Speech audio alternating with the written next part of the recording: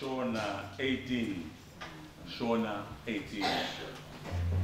Isheta ungana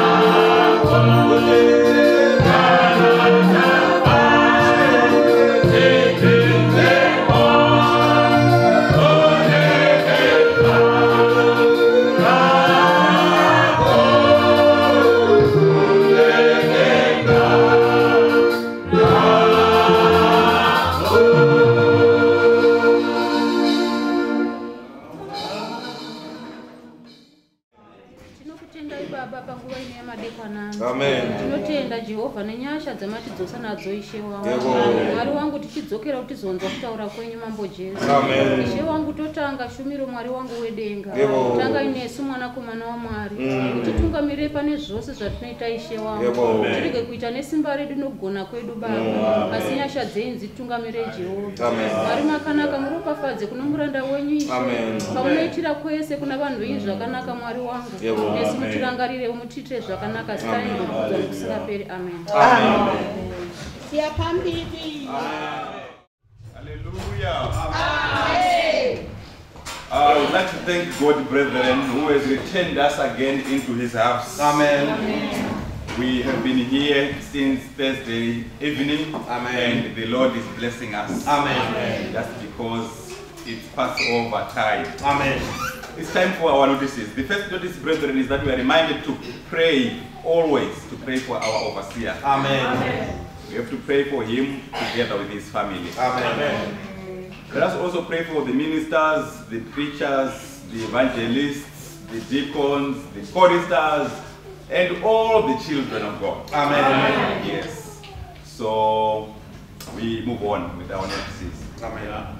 It's time to recognize the visitors who are present among us. Amen. We still have them from Mauritius, from Harare, and also Brother Ketbe. Amen. So we would like to receive you, brethren, and say, may your Lord and our Lord do as you wish. Amen. We heard through the services that, yes, Jesus is there as an employee. Amen. What we need to do is just to employ him. Amen. And then we'll be able to do whatever we want him to carry out. Amen. And here's the miracle. You want to pay, you want to actually part with your money, paying for the services which Jesus would have rendered. It's free of charge. Amen. Imagine what God has actually arranged for us. Amen. So we want to thank God very much. Amen. For such a privilege. It's a privilege. Amen. Yeah. Right. The Passover meeting is continuing, and we're going to have another service tomorrow morning. Amen. Amen. The service that we're going to have tomorrow morning is going to be our final service. So, brethren, we are all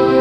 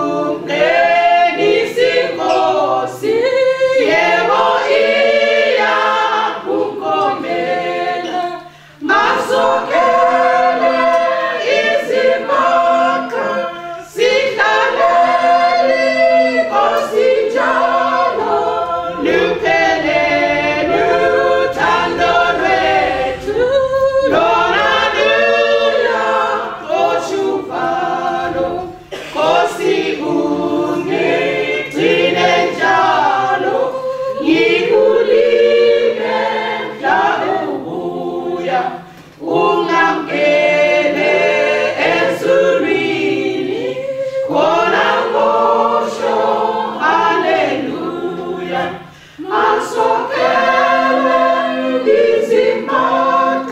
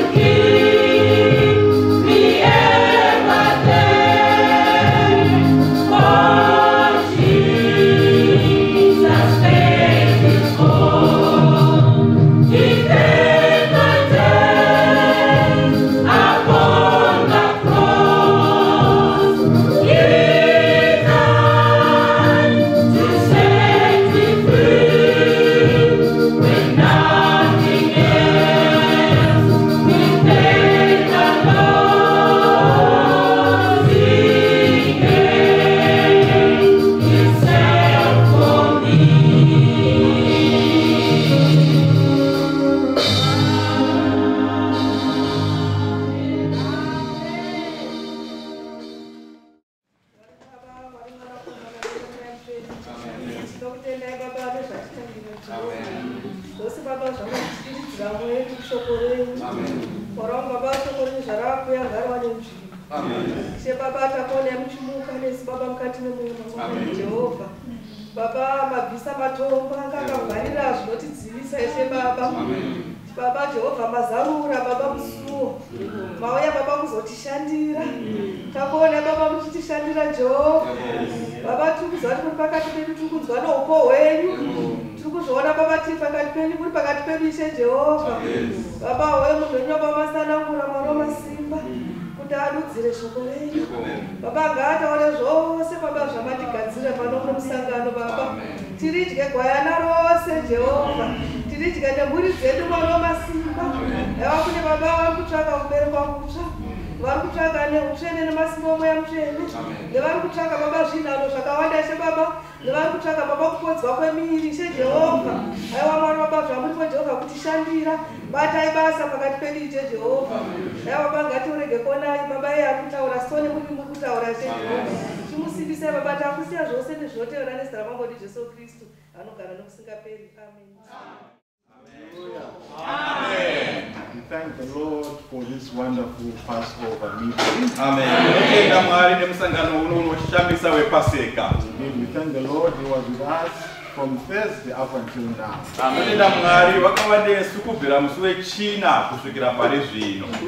Indeed, there is nothing impossible with God. Amen.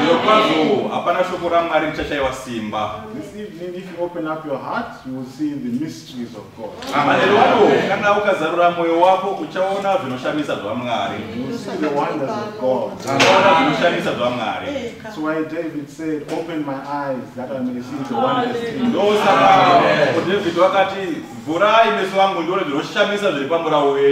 Tonight, you may pray that prayer and you might see the wonders of God.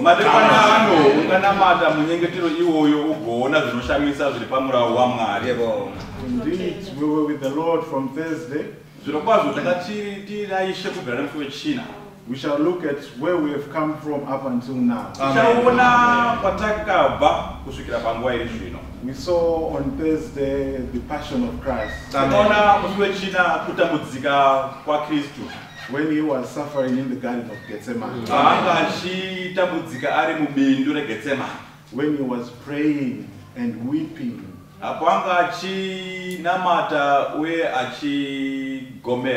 Praying to his Father. If there was a man on earth who needed not to pray, it was Jesus.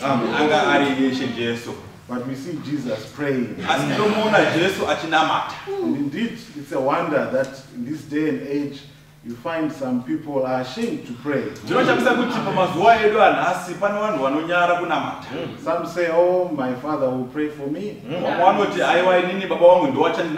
Some say, oh, the minister will pray for me. Jesus could have said that. He could have said, oh, my father is going to pray for me. But he did it himself. And today we also ought to pray for ourselves. And look at ourselves and say, oh, I'm wearing this nice suit or dress. Look at my position to be seen kneeling down.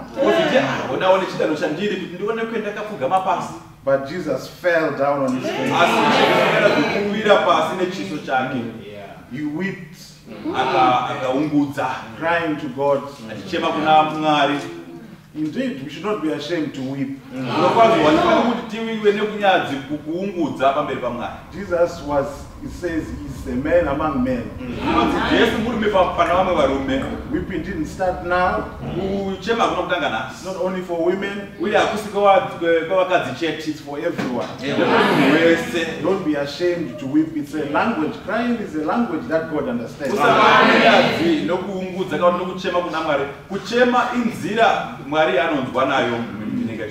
He will come closer to us when he sees tears. This evening is looking for tears from us. Hallelujah. Amen. We saw Jesus being carried from Gethsemane you know, being led to the high priest. Takaona ichi Jesu wachitungamirwa kubva mubindu reGetsemani wachitungamirwa kuenda kuna kumuzinda waCaiaphas. He was sold out by Judas. Wakatengeswa na Judas. By one of his own.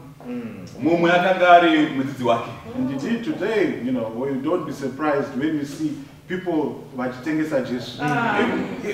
Kunyangwe nanhasi usashamisika kana uchiona vanhu vachitengesa Jesu. Jesu anotengeswa nekusatevera gwara rake. Jesus is betrayed but not following the right path. You know, don't let that disturb you. Usaita kuti izvozvo zvikukanganise. Basa raMwari rinofanira kuramba richingoenda. The work of God must continue. Hallelujah. Amen. And we saw the master being, you know, accused left, right, and center. Takaona muponesi achipomerwa mhosva, achipomerwa rukuku, achipomerwa rukuku zvakare. You know, that was because of you and me. Zvakakonzerwa nekuda kwangu nekuda kwako. He didn't open, you know, his mouth. Haana kuzarura muromo wake kuti apindure. They accused him. Vakamupomera when he was supposed to be the one judging them. But iye aifanira kuti angari ndiye aifanira kunge achivatongera mhosva dzavo. And we saw the humility of Jesus, that the plan of salvation had to be fulfilled. Amen. Tikaona kudzvinyirirwa kupiswa kwaJesu. Asi zvese zvaifanira kuti zviitike kuitira kuti zano reruponeso riperere. Oh, we thank God. That Jesus continued his course. Jesu vakapfuurira mberi nendima yavo. And indeed, we too also ought to continue. Uye nesuwo tofanira kupfuurira mberi nendima yedu. Though we may have problems here and there. Kunyangwe tikawana matambudziko apa nepapa. But Jesus overcame. Asi Jesu akakunda. So that we also may overcome. Kuitira kuti isuwa nhasi tikwanise kukunda. Oh, when they had done with Jesus from Caiaphas, they shunted him to Pontius Pilate. Vakapedza naye Jesu mumuzinda waCaiaphas, vakabuda naye vakaenda naye kuna Pilato. And then we saw them again, Pilate say, no, I find no fault with you. Tikaona Pilato pachezva achiwa papura kuti aiwa ini handioni mhosva pamunhu uyu. But Pilate sent him again to be scourged. Tikaona iye Pilato akumuendesa kuti anorohwa. You know, we ask ourselves, why did Jesus go through all this? We understand when we read the history books that in that time, in that culture, you know, somebody who had been condemned in that way, he would receive no less than 40 whips.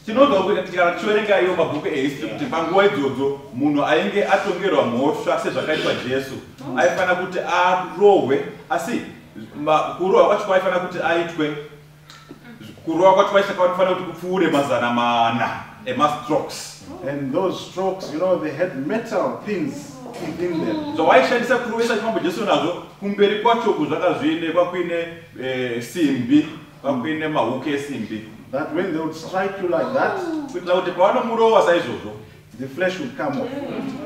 Nyama yaitsemuka. You know, we understand in the scripture that Jesus, he offered himself like that. He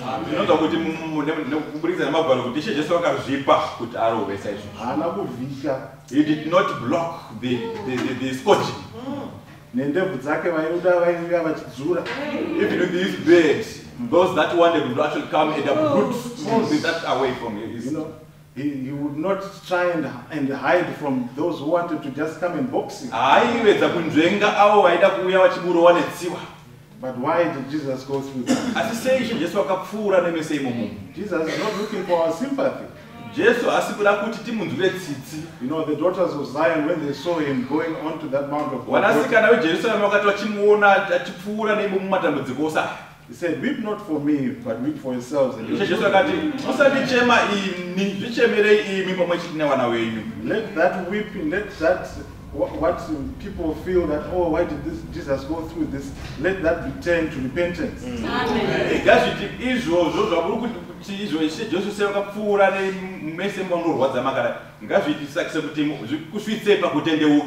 It's indeed very, very, very bad that somebody would weep and cry, say, oh, Jesus went through this. At the end of the day, he goes again into sin.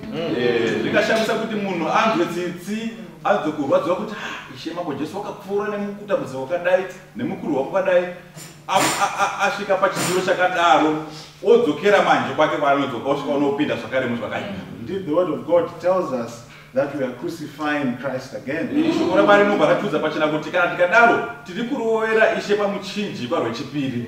Indeed, we even see that there was a film not long ago called The Passion of Christ. Tinoona kuti pane mufananidzo wakabuda mazuva apera aya wairatidza kutambudzika kwaJesu. The world over, you know, people wept and cried when they saw that. Vanhu vese nyika yose tenderere vakachema vachiungudza vachiona Ishe Jesu achitambudzika nemutoo wakadaro. Some saw the film, they were in fornication, they did not leave their fornication. Asi ivo vakaona mufananidzo iwoyo vanga vari muupombwe hwavo asi havana kuregera.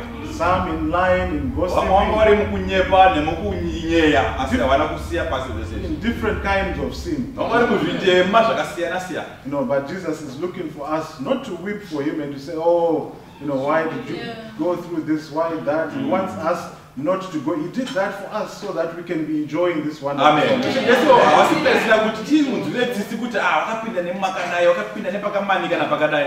Ona kuti isisi tusvike pakutoti titendeuke tichifara kuti Jesu ndo basa rakatishandira ndosaka takasununga zvakadai. He was viewing the plan of salvation. Anga achichera nekugadzira zano reruponeso. Kuti pazopuruka simba rokuti vanhu vararame vasingatadzi. So that power could come onto people so that they could now live without sinning. So that people can live without gossiping. Kuitira kuti vanhu vararame vasinganyeyani. You know, there's nothing as evil as gossiping. Hapana chinhu chakaipa sekunyeyana. Just imagine, you know, gossiping is like me, imagine like him sitting here, standing here, and then I go and I vomit over my brother here. Kunyeya mumwe kwakafanira kuti se kumina kwakaenda panapa ini ndiri pano ndosvika ndowarutsira. Those are better, you know, mako. This is what, you know, backbiting is like. And lies. It doesn't benefit an individual. It doesn't benefit God. It doesn't benefit the church of God. It doesn't help anybody. So don't use your members as instruments of unrighteousness. Usashandisa nengo dzako chombo chokuita zvinhu zvisina kururama. Say, oh, I've only heard, it won't do me any harm. If I vomit on him, kuti ungoti badza ndakangonzwa hangu chete asi hazvitikanganisi. Already you are already defiled. Newekuti warutsira kana pasekaiwa kuzotigadzira. Pane chandanzwa chandaona tinokubatsirwa nemweya waMwari. Amen. The Passover has come so that it can refine us. God wants us in heaven. Our journey has not ended here in London. Congratulations to him who is living the holy life.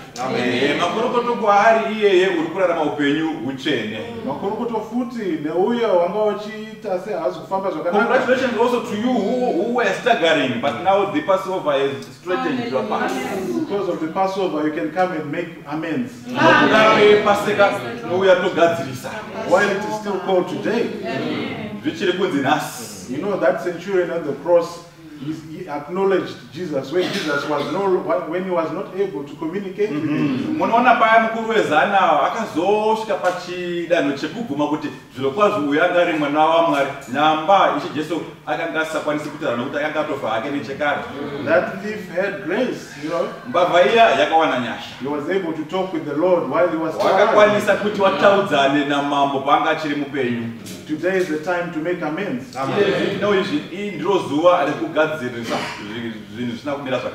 for those who are walking upright to say, Lord, give me more grace. The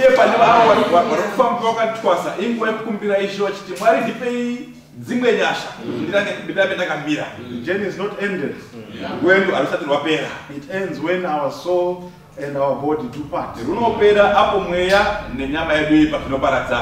Hallelujah. Amen. Let us not use our members as instruments of ngatirege unrighteousness. kushandisa nhengo dzedu dzemuviri kuti zviwe zvombo zvokuita zvakaipa.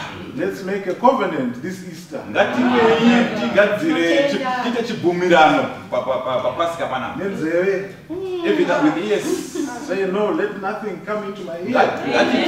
Hapana chinofanira kuti chipinde munzeve yangu chemakuhwa. Chandikanganisa parwendo. Which will actually disturb me on my way. Ngakusabude mashoko mumuromo mangu. From my mouth, let there no come out, bad words, bad speeches. That's why Jesus suffered like this.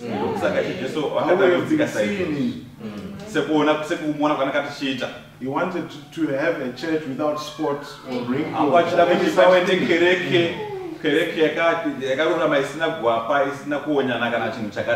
Let's make a covenant with our eyes.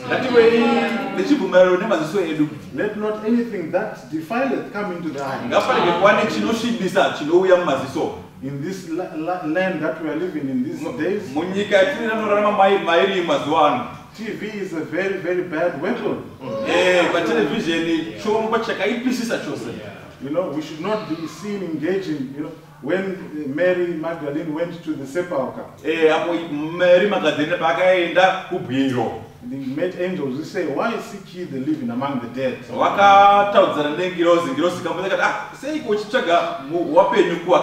Indeed, let us not get any entertainment from things that are dead.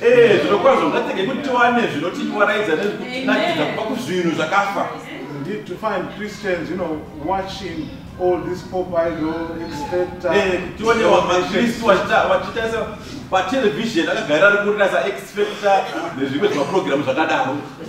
those are things that are dead. Indeed, Jesus died so that men can have power to conquer those things. There's a spirit behind all this.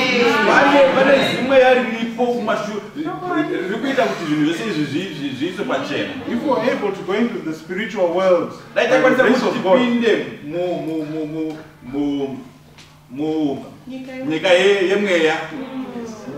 we would see that these things are evil. They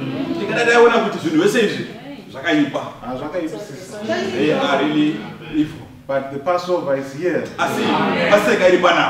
That who has no power, you can ask for the grace of God. That's why Jesus died the way he did. He suffered like that so that men and women can live above the world. When the word of God says, have no friends, he who is a friend of the world is the enemy of God. Today,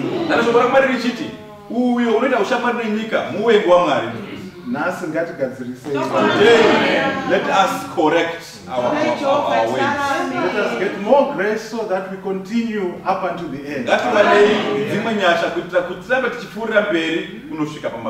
That's why the word of God also says, to him that overcometh, will I give the crown. There's an overcoming to be done. It's a narrow way. But we thank God through this Passover, men and women can pass over. Our journey is not ended. There is still some time to go. Let us continue in the grace of God. Let us continue in the love of God. We saw the Lord hanging on the cross, giving his hands. I'm not sure if brethren remember that chorus which goes, Uchaita say, Sangana na Jesu, Uchaita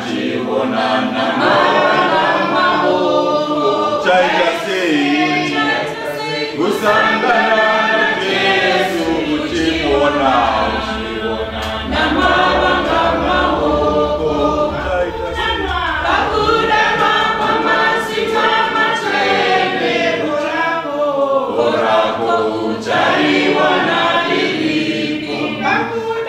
Pakudana kwa masita mate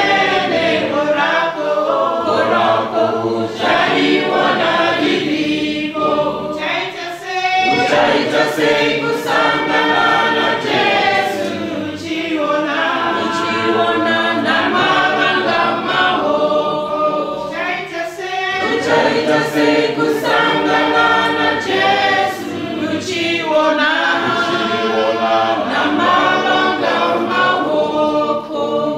will you do on that day when you will see Jesus with his hands like this and having had a sermon like this? Zvirokwazvo uchaita sei nezuva iroro uchaona Jesu aine mawanga mumaoko uye mushure mekunge wanzwa mharidzo yakaita sei inoyi? When you haven't matched up, Iwewe usina kunosvikirirana pakusvika pachikero chinodiwa naMwari. and yet the power of God is there. Nyamba simba raMwari riripo. The grace of God is there. Nyasha dzaMwari dziripo. Go in fully. Pindamo zvachose. Don't go in half-heartedly. Usapinda uine mwoyo miviri. We thank the Lord again. We saw Jesus hanging on the cross. Tinoda Mwari takaona Mambo Jesu achirembera pamuchinjikwa. And the elements, the sun and the moon, everything going down. Tikaona zuva, tikaona mwedzi nezvimwe zvakadaro zvichisaluta Mambo. Testifying of the divinity in Jesus. Zviri kupupurira yes. Umwari hwaIshe wedu Jesu Kristu. And when Jesus was hanging on the cross like that, because God the Father, who is of a pure eye, cannot behold iniquity.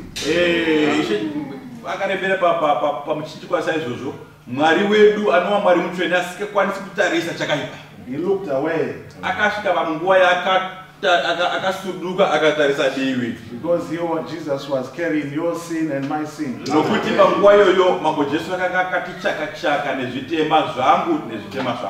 heavens looked away. Even the angels looked away. Jesus was viewing the plan of salvation. He wanted men and women to inherit the kingdom of God.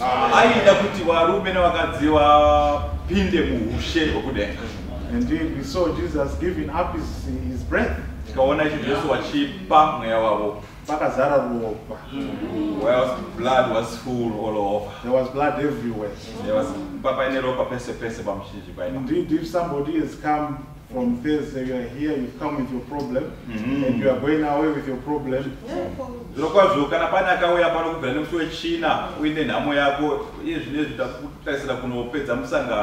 at what Jesus went through. It was because of your problem. So if you've got a problem, this evening, go to Jesus. Meaning, don't go half-heartedly. Jesus knows us. You know, we have to weep. You know, he wants to see our tears. And then you will hear. You know, his arm is not shortened that he cannot hear.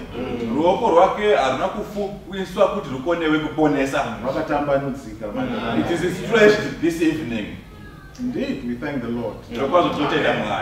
And then we saw Jesus rising today. Amen.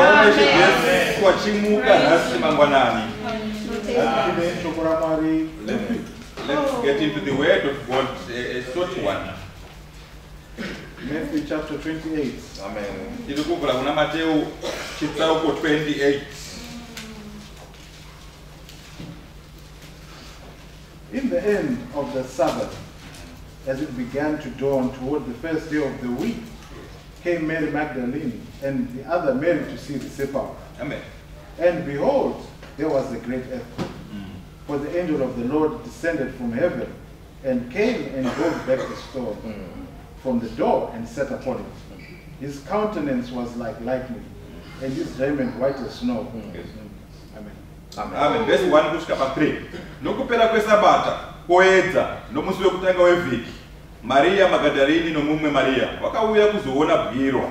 Zvino kukavapo kudengenyeka kukuru kwenyika, nokuti mutumwa washe wakaburuka kudenga akauya akakungurusa igwe ndokugara pamusoro paro.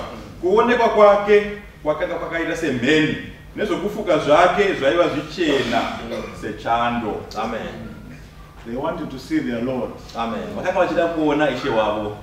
You know, though he be dead or alive, they wanted to go and see him. Munyange akakafa kutenga kungari mupenyu, chinangwa chavo changa chiri chekuti waone Ishe wavo. It was to see their Lord. Vada kuona Ishe wavo. Indeed, we are here as well Isusuwo tiri panapa saizvozvi. to see our Lord. Tione Ishe wedu. It doesn't matter whether it's snowing, it's hot. I know the Glenview choir sometimes sing hands in Chakushumira. Yes.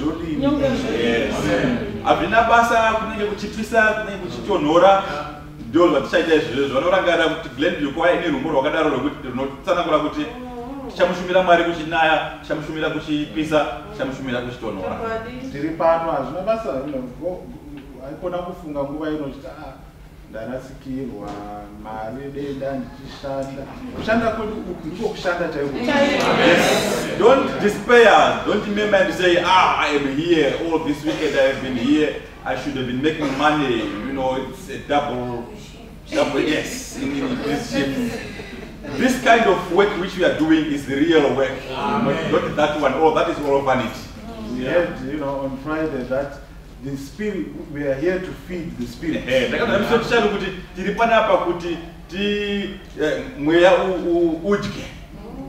is on your death day, you are going to thank yourself that, oh, I thank God that He made me worship Him.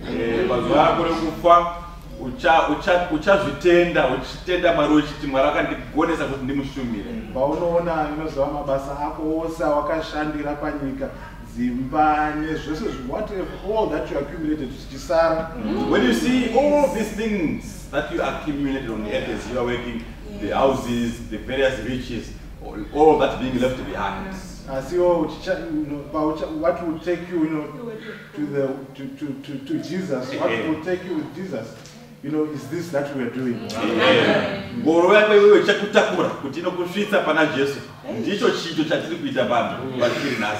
You shall see all those miles that you traveled up and down. It says you cannot outgive God.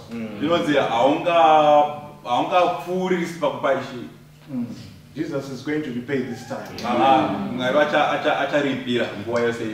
All of this, our women folk that are helping us, the hunger destroyers, all that, it will come in.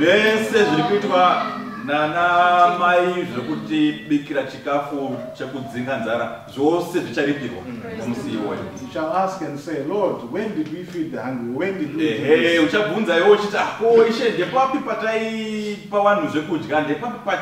He says, when you did it to the least of these, you did it unto me.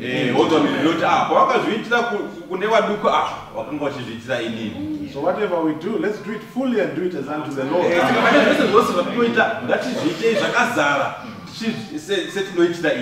There's a great reward waiting for us. For Jesus promised, He cannot lie. Amen.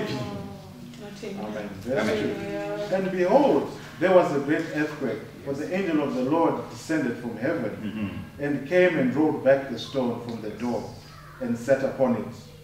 This evening, Jesus can send an angel. Amen.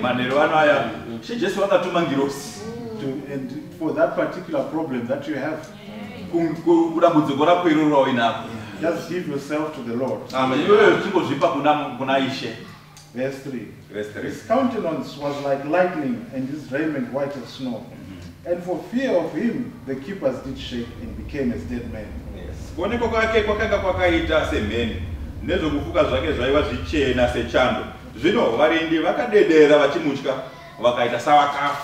Yes, today all that which has been troubling you, they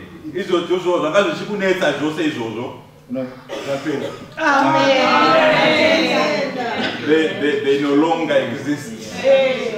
And the angel answered and said unto the woman, fear not ye, for I know that ye seek Jesus which was crucified. Musatya imi nokuti ndinoziva kuti munotsvaka Jesu wakanga akaroverwa pamuchinjikwa. Indeed, what have we brethren come here for? What have we come to seek for here?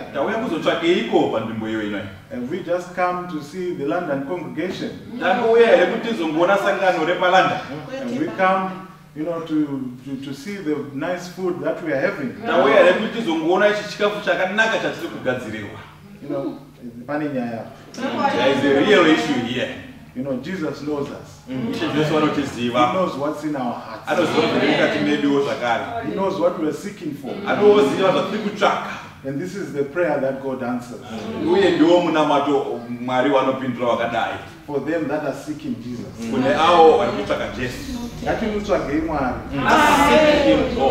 Let us seek Jesus. We are not here to seek after wealth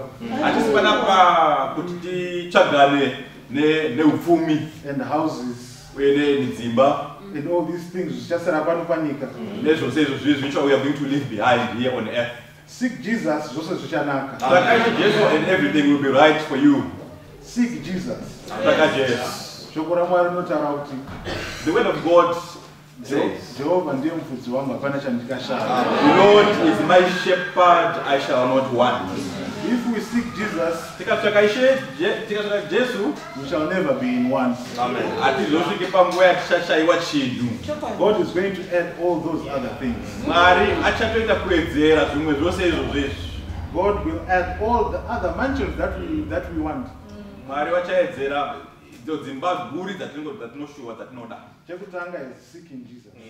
What we must do first